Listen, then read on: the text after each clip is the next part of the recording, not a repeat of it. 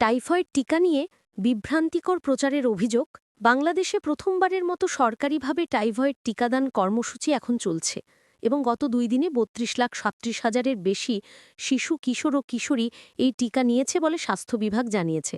স্বাস্থ্য বিভাগের প্রচারে বলা হয়েছে, টিকাটি নিরাপদ ও কার্যকর, বিশ্ব স্বাস্থ্য সংস্থার যাচাই করা এবং সৌদি হালাল সেন্টার কর্তৃক হালাল সনদপ্রাপ্ত। কর্মসূচিটির সফলের জন্য স্বাস্থ্য বিভাগ, বিশ্ব স্বাস্থ্য সংস্থা ও ইউনিসেফ ব্যাপক প্রচার চালাচ্ছে। কিন্তু এর মধ্যে আবার অনেকের মধ্যে শিশুকে এই টিকা দেয়া নিয়ে ভিন্ন দৃষ্টিভঙ্গিও পাওয়া যাচ্ছে।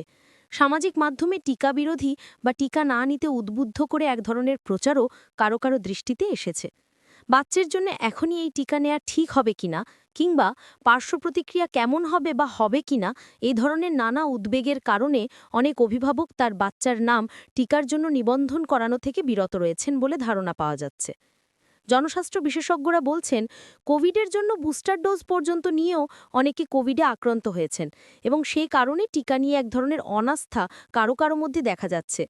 তবে টাইফয়েডের টিকা নিয়ে উদ্বেগ কিংবা অনাস্থার কোনো কারণ নেই বলেও জানিয়েছেন তারা।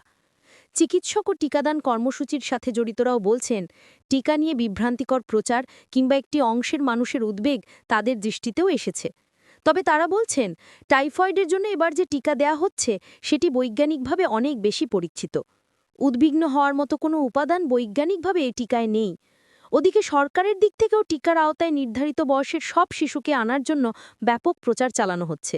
প্রচারণায় অংশ নিচ্ছে ইউনিসেফ সহ বিভিন্ন সংস্থাও। দেশের সব মসজিদে খুতবার সময় শিশুদের টাইফয়েড টিকার প্রয়োজনীয়তা তুলে ধরা, ক্যাম্পেইন চলাকালীন সময়ে মসজিদে মাইকিংয়ের মাধ্যমে টিকা গ্রহণের জন্য জনগণকে উদ্বুদ্ধ করার জন্য নির্দেশনা দেওয়া হয়েছে।